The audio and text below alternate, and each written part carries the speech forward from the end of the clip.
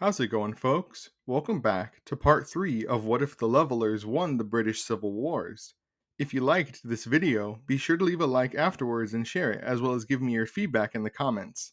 If you haven't seen parts 1 and 2, please do so, as you will be lost in part 3 without prior context. Now let's get into it. On the night of August 26th, 1648, the Leveler High Command and influential party cadres gathered for a banquet at Whitehall Palace, the former residence of the royal family of England, to celebrate their victory. In attendance were all major Leveler leaders, including Thomas Rainsborough, the highest ranking Leveler to remain in England throughout the great parliamentarian purge of the Levelers. Rainsborough was seated next to his closest ally, 39-year-old John Milton, a Leveler ideologue and propagandist who had joined the Leveler Revolution following the Battle of Corkbush Field. The atmosphere was joyous, with cider and ale flowing freely and multiple toasts being held to Freeborn John. Soon enough, Freeborn John himself emerged from the Whitehall Palace library, where he had been in meetings with other Leveler leaders, to take his seat at the head of the table. Once Freeborn John arrived, the rest of the party was seated. The servants of Whitehall Palace, who'd been retained by the new Leveler leadership, arrived with dinner, served on the king's sterling silver. After saying grace, the attendees lift their platters to find wooden bowls filled with a milky white mush, comprised of roasted grains and wild vegetables. It was gruel. Before anyone could react, Freeborn John stood up and began a speech. I understand that for many of us, today is a day of victory. We have all worked hard for this victory, from our workers to our soldiers to our intellectuals, and rightfully feel that we deserve a well-earned reward tonight. And a reward we have received. Our reward is the ability to serve the people of Britain, who have put their complete trust in us. They have entrusted us with a mission of the utmost importance, to improve the lives of the people of this great nation and guarantee a better future for it, not only for this generation, but for the coming generations as well. If we are to serve the people, we must remain humble. This is what the Lord demands of us. And so, for our banquet tonight, a workhouse in the most destitute area of the East End of London has most graciously provided us with tonight's supper.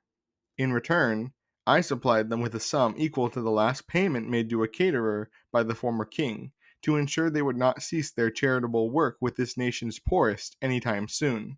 As you eat this gruel, reflect on the fact that tonight you will have a full stomach, a warm bed, and a roof over your head, and be thankful for this. Reflect on the reality that for many across this nation who have suffered from the years of war, this is all they will eat for every meal of the day, if they eat at all. Eat this gruel so that you may have but a taste of the misery that the people of this country are living in every day. Let it inspire you to build a better tomorrow for us all. Now then, let us eat.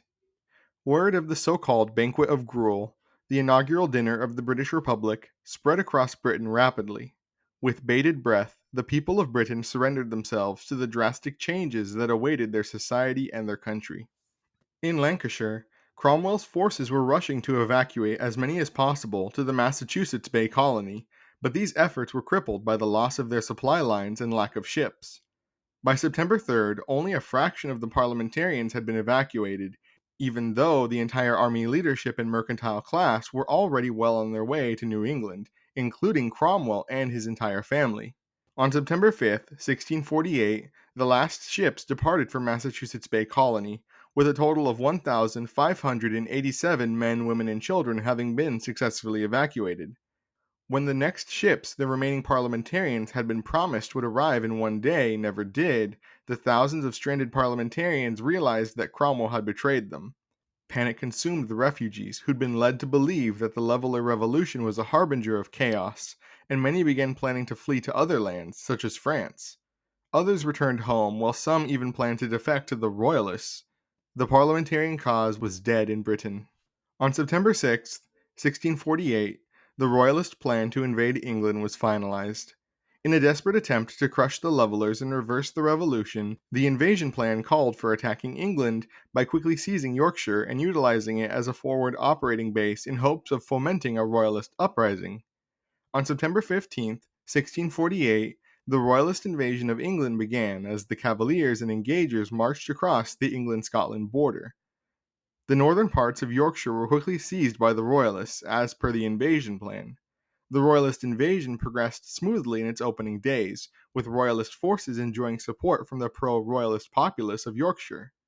However, the Royalist army itself was no match for the army of the people. After all, the Royalist army was an institution where commanders attained their rank through nepotism, while the rank and file consisted of poorly trained peasants. Although the Scottish engagers were better equipped, they still suffered from a massive numerical disadvantage when fighting the army of the people. The dire discrepancy between the Cavalier and Leveller militaries would soon become frighteningly clear. Since the fall of London, the Levellers had been hard at work laying the foundation for their new government. At the helm of this exercise in nation building was Freeborn John, temporarily guiding the process through emergency powers not dissimilar to those utilized by Oliver Cromwell, albeit for a radically different purpose. On September 1st, 1648, the Leveller-controlled territories of England and Wales were officially reorganized into the Republic of Britain, to much fanfare. But these major landmarks in the early history of the Republic were soon overshadowed by the beginning of the Royalist invasion just 2 weeks later. Alerted to the invasion quickly, from their new capital in London, Freeborn John and the Levellers quickly began preparations for a defense of the Republic. The army of the people began its march northwards as soon as it could. On September 20th, 1648, the army of the people and the king's soldiers clashed in a massive battle, later referred to as the Second Battle of Marston Moor. During the battle, soldiers under the command of John Wildman and Robert Lilburne decimated the Royalist forces. Once the losses became unsustainable, the commander of the Royalist forces, the Duke of Hamilton, attempted to retreat but was killed by a saber to the chest before he could give the order. As a result, the chain of command broke down and the Royalist army was destroyed by the army of the people, whose men fought with an unparalleled ferocity. Conservative estimates of Royalist casualties put the death toll at least 6,000 men. Following the Second Battle of Marston Moor, with their strength as a fighting force shattered, the Royalist offensive ended almost as quickly as it had begun. Soon enough, the king's armies began a hasty retreat to Scotland.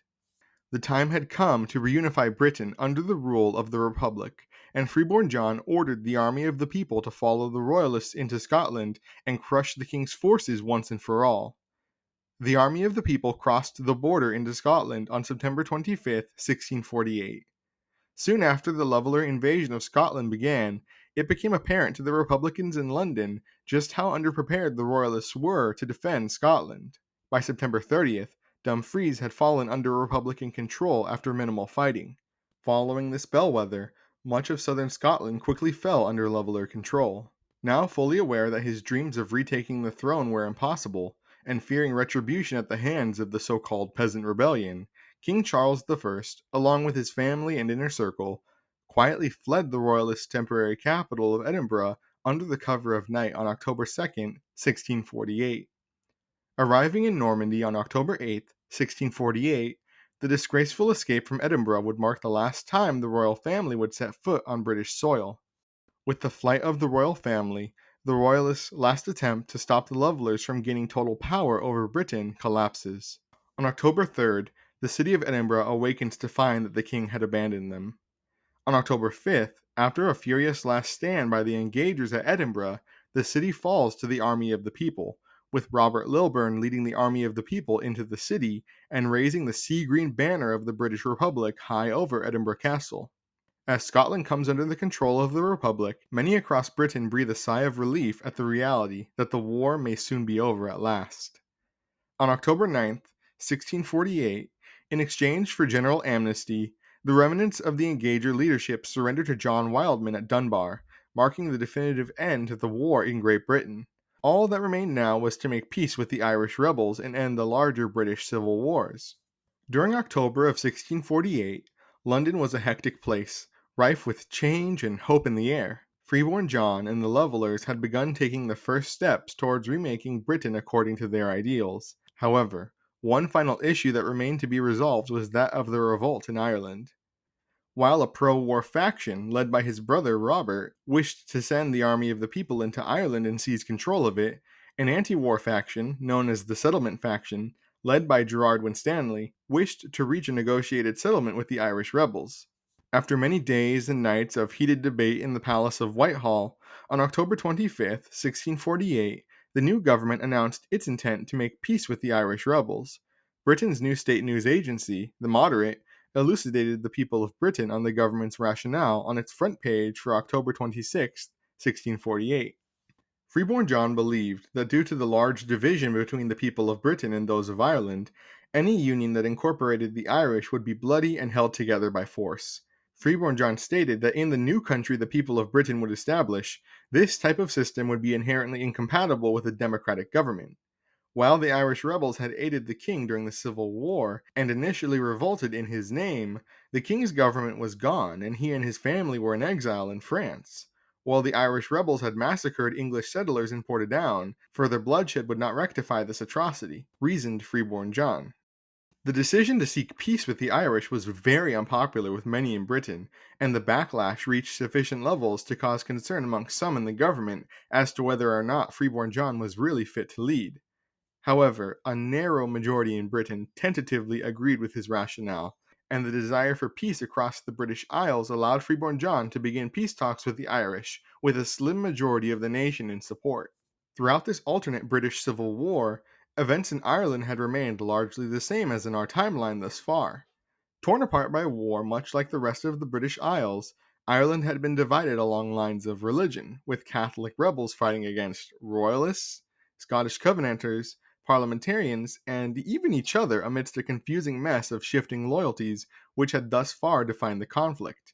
Although the Irish had originally revolted against royal English rule, after the parliamentarians began gaining more power, many rebels sought a truce with the royalists against the parliamentarians. However, the truce itself bred further conflict, as by 1646, moderate pro-royalists and hardliners in the Irish rebel movement were on the cusp of going to war with each other over the issue of creating an alliance with the royalists in the first place. Owen Roe O'Neill, a general and major military leader in the Irish Rebellion, had risen to prominence as the leader of the rebellion's Ulster Irish Army, and was vehemently opposed to an alliance with the royalists. The Duke of Ormond, the king's representative in Ireland and head of the proposed royalist alliance against the parliamentarians, represented those in favor of an alliance. This led to a civil war within a civil war, as O'Neill and Ormond's factions clashed for control. The 1646 schism ended with Ormond's royalist faction gaining power, as the parliamentarians, who were O'Neill and Ormond's common enemy, began making gains across Ireland. However, the tensions which caused the 1646 schism were still present afterwards. By 1648, the conflict across Ireland had only intensified as a result of the chaos breaking out across England. In our timeline, it was already bad enough with the numerous factions tearing the British Isles apart. However, in our alternate timeline, the factionalism that defined the war in Ireland only worsened. On June 15th, 1648, Owen Roe O'Neill was first alerted to the outbreak of a peasant revolt in Wales. O'Neill was shocked to hear that the revolt had already gotten so out of control that they'd taken over Wales. Although O'Neill rejoiced at the fact that England was being plunged further into chaos, he didn't plan on paying any further mind to the matter, believing that eventually King Charles or Oliver Cromwell would put down the rebellion. However, the news of the fall of London hit Ireland like a shockwave when word of the catastrophe reached the island's shores on September 1st, 1648. Overnight, the political and military situation across Ireland transformed drastically. The parliamentarians, who'd so far been making steady gains from striking into the Irish hinterlands from the Protestant strongholds of Dublin, Cork, and Derry, immediately fell into disarray. Now cut off from their supply lines in Britain, the parliamentarians began an evacuation to Lancashire following Cromwell's emergency proclamation that the army of the people had seized power in Britain and would soon be coming for them all. Rapidly, the devastated plantations of Ireland were abandoned by the English and Irish Protestants attempting to link up with Cromwell's forces in Lancashire, now lacking any sort of organized armed defensive force. Likewise, the Royalist alliance, led by the Duke of Ormond, grew increasingly concerned about the prospects of their alliance with the Irish rebels. Sensing that the moment had come for Irish Catholics to seize power and create a state for themselves, Owen Roe O'Neill, in consultation with his chief advisor, papal representative Giovanni Rinuccini, began consolidating power within the Ulster Irish Army, preparing them for a pivotal first strike against the Royalist alliance. The moment O'Neill had been waiting for came on October 5th, 1648, when the Royalist capital of Edinburgh fell to the army of the people. To worsen the Royalist situation, a few days before the fall of Edinburgh, the royal family had absconded to France, abandoning their supporters in their darkest hour. As the Royalist territories were quickly annexed by the new Republican regime in London, the Royalist alliance was now leaderless. The last impediment to Catholic rule in Ireland had been removed. When the news of the fall of Edinburgh to the Peasant Rebellion reached Ireland on October 15, 1648, O'Neill made his move, launching a coup d'etat across Ireland.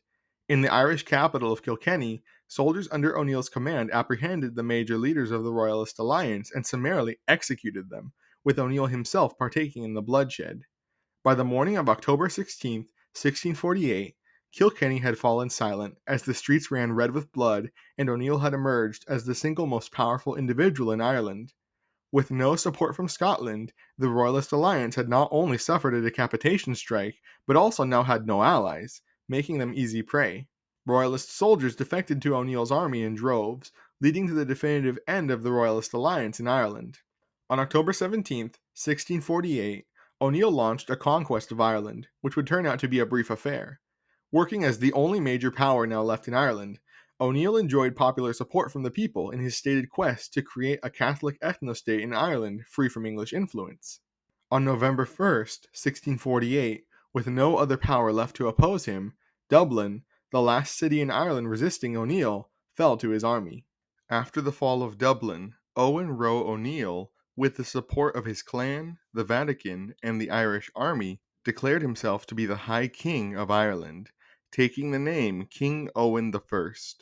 King Owen, in his new capacity as Ireland's monarch, restored the old clan system that had dominated Irish society for centuries, and proclaimed Roman Catholicism as the kingdom's religion. In response to these developments, on November 10, 1648, the British Republic made first contact with King Owen's representatives, indicating that the British now sought to make peace with the Irish in a negotiated settlement. Eager to end the British civil wars once and for all, King Owen readily agreed. On November 17, 1648, representatives of the British Republic, led by Thomas Rainsborough, arrive in Kilkenny to begin negotiations with the Kingdom of Ireland. At first, negotiations are fraught after so many years of bloodshed, but cordiality and understanding prevail, resulting in the Kilkenny Agreement. The agreement not only ends the British Civil Wars in a formal peace agreement, but also formally establishes relations between Britain and Ireland. The most important provisions include the British renouncing all claims to the plantations of Ireland, the repatriation and safe passage of British settlers in Ireland to Britain, a formal apology by the Irish for the Portadown massacre and financial compensation for its survivors, and the formal withdrawal of Ireland's previous recognition of Charles I as its king. With the Kilkenny Agreement ratified by both the interim government in London and the royal court in Kilkenny, on November 25, 1648, the British Civil Wars, which had encompassed the English Civil War, Irish Rebellion, and the Leveller Revolution, finally ended. Celebrations are held across the British Isles, celebrating the fact that peace has finally returned to the land. With Wales, Scotland, and England liberated from the old tyrannical order, and Ireland pursuing its own path, Freeborn John and the Levellers begin the difficult task of rebuilding British society from the ground up. Unlike previous victors of conflicts in British history, the first act of the Levellers is not to cement their total power or conquer more territory, but to lay the groundwork for their new government. The Agreement of the People, the document that had come to define the political group for many in England, was going to be the country's first codified constitution. No longer would provisions, acts of parliament, royal charters, judicial decisions, or decrees coalesce to form a ramshackle law of the land. No. Instead, the people of England would know their rights as human beings and citizens because it would be written into a constitution that would serve as the supreme law of the land, more powerful than any royal decree ever was. Work on this new constitution began on December 1st, 1648, when a constitutional convention was called in London, which saw Britain's brightest political minds flock to the Palace of Westminster in the heart of London to begin this crucial work. The Constitutional Convention of 1648 continues without pause until December 24th, 1648, when a recess is held for the observance of Christmas. Beginning on January 1st, 1649, the work continued until at long last, on January 20th, 1649, the Constitutional Convention announced the completion of Britain's new constitution, the Agreement of the People. For the sake of this video's pacing, I've decided to put the full text of the Constitution I wrote in a community post rather than narrate it here, so if you're interested, be sure to check that out. Throughout the rest of the winter and early spring, votes are held across 75 separate electoral districts on whether or not to ratify the new constitution. Amid widespread public support for the new government, every single electoral district votes to ratify the proposed constitution. On May 1st, 1649, the final vote to ratify passes, and the agreement of the people becomes the law of the land. With the first election scheduled for March 1st, 1650, Freeborn John begins pursuing new measures to strengthen the economy of the young republic. The character of the emergency economic measures took the form of aid for farming communities and the deployment of the army of the people to serve as farmhands to ensure enough food was circulated across Britain in the aftermath of the devastating wars. Furthermore, the nation's banks were restructured into credit unions whose assets were backed by the new government. Luckily, the emergency economic measures are successful and a famine is avoided. Likewise, Freeborn John also works on the resettlement of refugees and people displaced by the war to prevent overcrowding in the cities. Aside from the emergency measures to stabilize the economy, the main focus of the Lilburne emergency government is to begin creating a strong electoral infrastructure across Britain. This includes the deployment of government representatives across Britain, from the largest cities to the smallest hamlets. The representatives engage in pamphleteering and held public information sessions with the residents of their assigned communities, informing them of the upcoming elections and how they would be held. The work was arduous, but by the end of 1649, Britain was as prepared as possible to conduct a national election so soon after the end of monarchism and military rule in the country. It is also during this time that the Palace of Westminster is transformed into a new legislative body as per the Constitution, the Congress of the People. The Congress of the People is a unicameral legislature, with Freeborn John famously stating, "We shall no longer be governed by houses kept separate, but by one Congress of the common people." Likewise, Whitehall Palace, formerly the residence of the monarch of England, is transformed into the residence of the country's future executive, renamed the White Hall. Indeed, in the years following the Republic's founding, the City of London underwent extensive remodeling, including substantial resources poured into remaking London into a grid-based city where possible, as well as the demolition of the multi-story tenements that had grown up across the city due to their potential to be deadly in the event of a fire. The former residents were compensated by the government for the loss of their property, with many resettling in the countryside. At the helm of this massive project was architect Christopher Wren. Wren also undertook the remodeling of the Palace of Whitehall into the White Hall, injecting heavy Republican iconography and symbolism into the building. Perhaps the most famous new addition to London at this time was the construction of a massive statue of Freeborn John at Charing Cross in 1651, which was notoriously done against Freeborn John's wishes. While the economy begins to stabilize under Freeborn John's emergency ordinances, some within the Leveller movement become agitated, wishing for Freeborn John to utilize his current power to enact sweeping changes more extreme than any discussed during the Constitutional Convention. Led by Gerard Winstanley, a new faction within the previously cohesive Leveller movement forms, demanding that Freeborn John enact comprehensive land reform immediately, amounting to the complete confiscation of all of the land in Britain by the government and its redistribution amongst the people of the nation. While land reform had long been part of the Levellers' program, Freeborn John is horrified by Winstanley's desire to nationalize all of the land in the country. This disagreement soon spirals into a full-blown schism by the summer of 1649. As campaigning begins for next spring's national elections, Gerard Winstanley and his associate William Walwyn form a political party known as the Digger Movement, commonly referred to as the Diggers. In response, Freeborn John, retaining most of his support within the movement, reorganizes the various facets of his revolutionary movement into the Leveller Party, a political successor of the Revolutionary Levellers. On March 1st, 1650, Britain's first truly democratic elections were held across the nation. Out of the 300 seats in the Congress of the People, the Diggers win 14 seats, while another 37 seats are won by independent or unaffiliated candidates, mostly in the less populated areas of the nation. The other 249 seats are captured by the Leveller Party.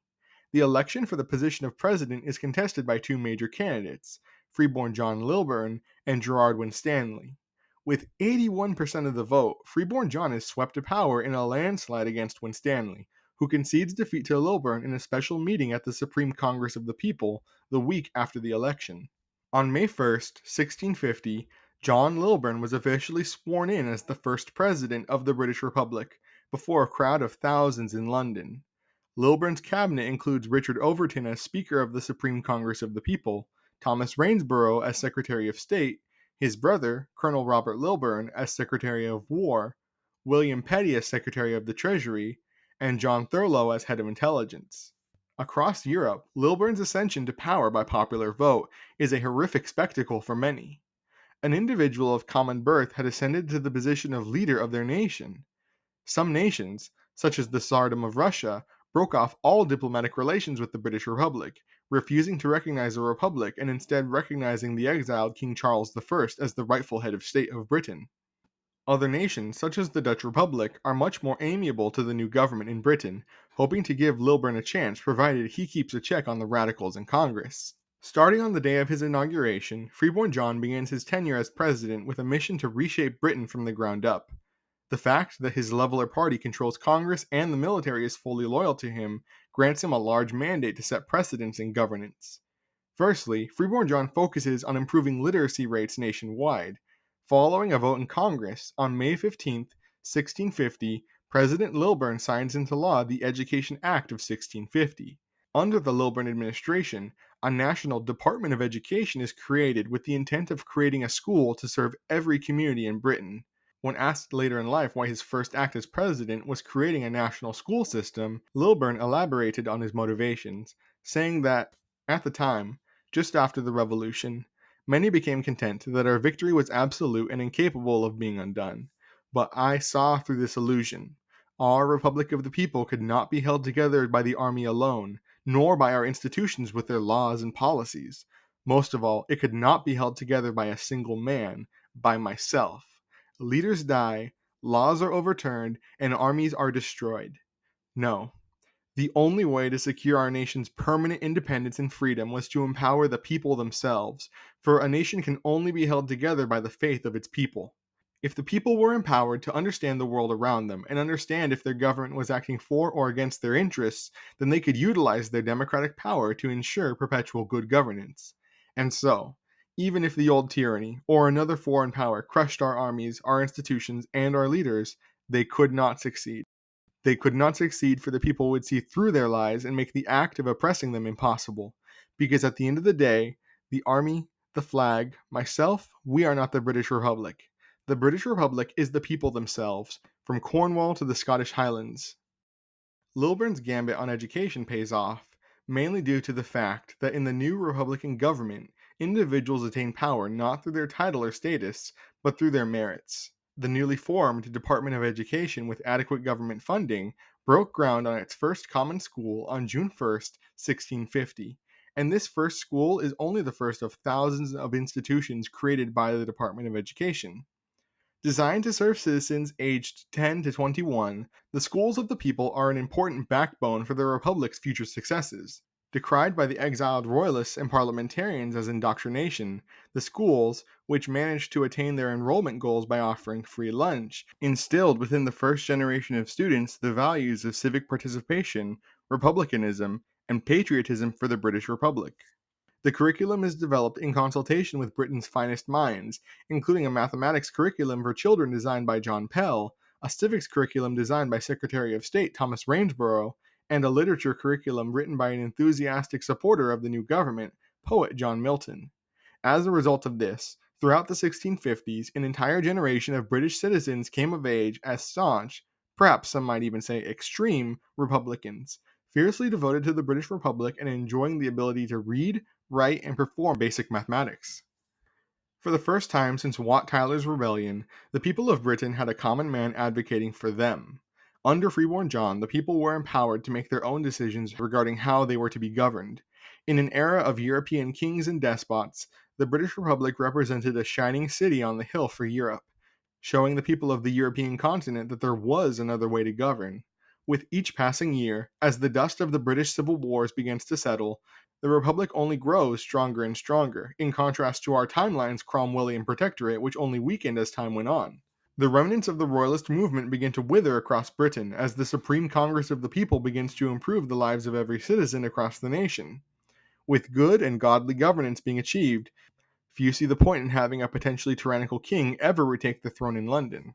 Beyond the support of the people, the various Protestant sects of Britain lend their support to the government, grateful to be rid of the tyrannical intervention into matters of faith that exemplified King Charles I's rule.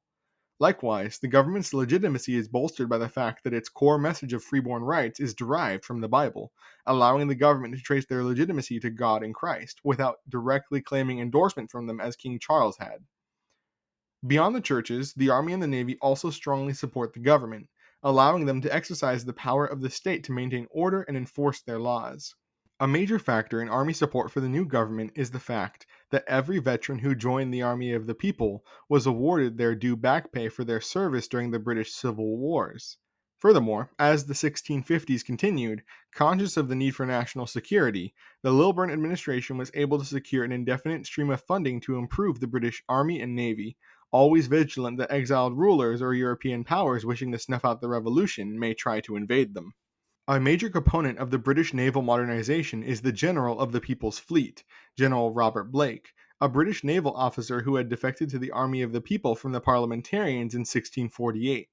Blake, who'd shown great promise in matters of strategy, warfare on the high seas, and organization, enjoyed a meteoric rise to power until his appointment to General of the People's Fleet in the spring of 1650 by Freeborn John. Under Robert Blake's guidance, in a show of force and to deter would-be invaders, by the end of the 1650s, the British Republic had constructed the greatest navy in the world, ensuring any invasion of Britain by a hostile European power would be thwarted. With the wars over, the economy recovering, the Republican government enacting sweeping and beneficial reforms, and the British military only growing stronger, the sky was the limit for the new British Republic. But with a drastic change of the timeline in one of the most influential countries in human history, the shockwaves were coming. From the shores of New England to the marshes of Jamestown, from the gilded halls of El Escorial to the chambers of the Riksdag, the story of the British Republic and the world it would shape was just beginning.